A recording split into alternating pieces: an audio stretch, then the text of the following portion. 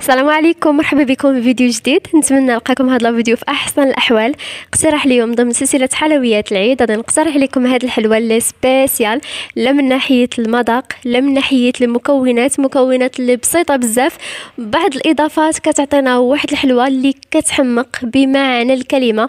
الطريقه ديال التحضير جد بسيطه، كتحضر في واحد الوقت اللي قياسي ووجيز. واخا تكوني ساليتي مع الحلوه ديال العيد وجدتيها وساليتي، ولكن حتى هذه ضروري ما توجديها، حيت انا متاكده غادي تعجبكم وغادي تنال الاستحسان ديالكم. فإلا قلت لكم سبيسيال فراها سبيسيال، شي حاجه اللي خطيره. الا عجبكم الفيديو ديال اليوم كيف العاده ما تنسونيش باللايك للتشجيع، ما تنساوش تشتركوا في القناه مع تفعيل زر الجرس هكا باش توصلوا بجديد الفيديوهات، وفرجه ممتعه. فبالنسبه للمكونات كنحتاج لصفر بيضه، 125 غرام ديال الزبده من الاصل الحيواني، معلقه ديال الكوك، عندي هنايا لي فخوي كونفي، كاس مع مرش ديال سكر حبيبات، وكنحتاج نص كاس ديال الزيت. وغادي نقول لكم امتى تحتاجوا كاس. كنحتاج ساشي ديال الزهر وساشي ديال الخميره الخاصه بالحلويات، النكهه ديال البرتقال، وكذلك معلقه كبيره ديال النشا او عفوا ديال الكريم باتيسير. وغادي بطبيعه الحال كل حاجه غادي نقول لكم باش تعوضوها. هنا في قصعه كندير الزبده من الاصل الحيواني، ندير 25 غرام، كنضيف صفر ديال البيضه، كاس مع مرش ديال سكر حبيبات ممكن ديروا كاس، وهنايا كندير معلقه ديال الكريم باتيسير اللي ممكن تعوضوها بمعلقه ديال النشا. ما كانش متوفر عندكم ماشي مشكل، كتستغناو عليها. كندير معلقه ديال الكوك، كتعطي واحد الاضافه اللي زوينه. وكندير هنايا شويه من لي فخوي كونفي، حتى هما ما كانوش متوفرين عندكم ما ديروهمش، غير هو الا درتوهم كيعطيو واحد اضافه زوينه. هنا عندي ساشي ديال الزهر، ممكن تعوضوه بساشي ديال الفاني. وكذلك غادي نضيف شويه من لاغوم ديال البرتقال، انا كنحماق على هاد لاغوم، كتعجبني بزاف، ممكن تستغناو عليها الا ما كانتش عندكم. هنا غادي ندير نص كاس ديال الزيت نباتيه.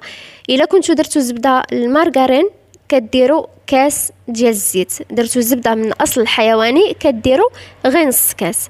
هنا كيف شفتوا معايا المكونات كلهم درتهم مره واحده، ما كنبقاش ندير كل مكون بوحديته وكنخلط، كلشي كنديرو خطره واحده وكنخلط كلشي بمره. كيف سبق وقلت لكم ما كانش متوفر عندكم مكون من هاد المكونات ماشي ضروري، ممكن تستغناو عليه، ولكن الى المكونات كلهم كانوا متوفرين عندكم فضروري ما تجربوها بهذه الطريقه بنفس المكونات، غادي تعطيكم واحد الحلوه اللي شي حاجه رائعه جدا. صافي بعد ما كنجمع الخليط ديالي كينسجموا المكونات، كنبدا في اضافات الدقيق. بالنسبه للدقيق ما كنديروش دفعه واحده، انا هنايا تقريبا هزت لي واحد 600 غرام ديال الدقيق، ولكن ما ديروش على العبار بالضبط، حيت نتوما عارفين الدقيق النوعيه ديالو كتختلف ماشي بحال. داكشي علاش ما تركزوش على القياس اللي درت انا، قد ما تركزوا على القوام ديال العجينه ديالكم كيف دايره. هنا كيف شفتوا معايا درت الكميه ديال الدقيق، وانا كنخلط كنجمع العجينه ديالي. ضفت واحد الساشي من الخميره الخاصه بالحلويات بفئه 7 غرام، انا كنت نسيتها حتى لاخر لحظه عاد تفكرتها. هانتوما كيف كتشوفوا معايا القوام ديال العجينه ديالي، اون فوا ما كتبقاش تلصق في اليدين كنحبس من الدقيق. الا زدتو غير شويه ديال الدقيق على اللي تحتاج فغادي تجيكم قاصحه والحلوه ديالكم ما غاديش تكون ناجحه. داكشي علاش اون فوا ما تبقاش تلصق كتحبسوا من الدقيق. هنا عندي بيض بيضه، وعندي القوقاو ايفيلي، ممكن ديروا اللوز ايفيلي، ممكن ديروا القوقاو كونكاسي، ديروا داكشي على حسب الرغبه ديالكم. الحلوه ديالي كنديرها كويرات، وكندير لها الوجه ديالها في بياض البيض، وكنديرها في القوقاو ايفيلي، ما كنديرهاش كلها، ما كنغطسهاش كلها في داك بيض البيض هكا باش ما كتهزليش كميه كبيره، كنحاول انني ندير لها غير الوجه ديالها.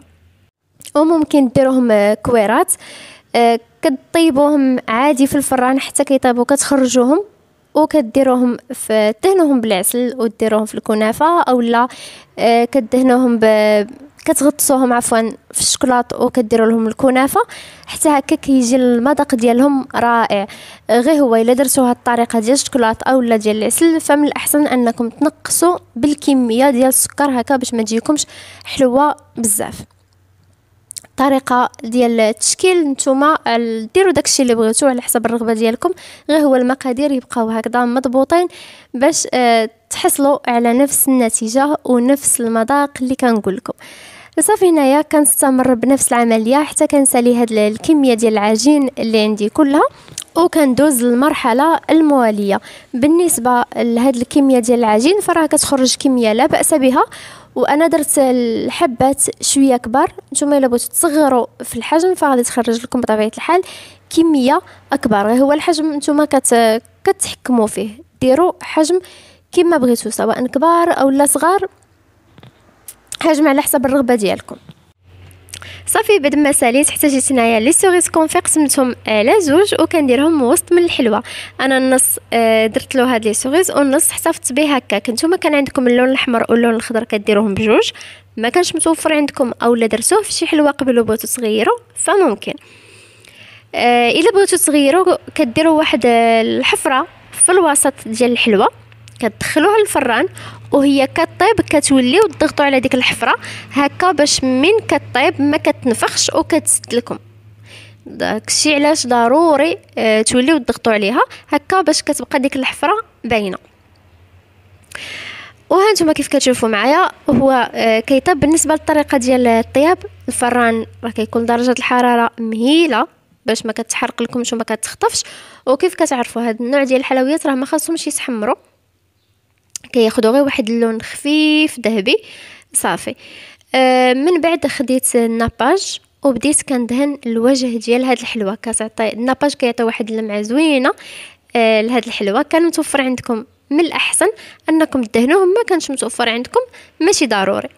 الحلوه تكونوا يلا خرجتوها من الفران كدهنوها صافي. بعد ما ساليت كيكون هذا هو الشكل النهائي ديال اقتراح اليوم. نتمنى انه يكون نال الاستحسان ديالكم وتجربوها. صدقوني راه كتستحق التجربه، شي حاجه اللي رائعه. كيف قلت لكم في البدايه ديال الفيديو، واخا تكونوا ساليتوا مع الحلوه فضروري توجدوا حتى هذه، راه كتجي كتحمق بمعنى الكلمه والمكونات بسيطه جدا. فإلا عجبكم الفيديو ديال اليوم ما تنسونيش باللايك، اللايك اللي كيشجعني بزاف وكيحفزني انني نستمر.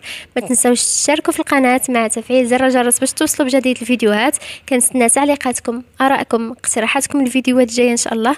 والا جربتوا وصفه من وصفاتي فما تردوش انكم تصيفطوا لي صور تطبيقاتكم على حسابي على الفيسبوك او على حسابي على الانستغرام اللي غادي نخليه لكم في صندوق الوصف. شكرا لحسن المتابعه، نتلاقاو في فيديو جديد وفي اقتراح جديد ان شاء الله. السلام عليكم.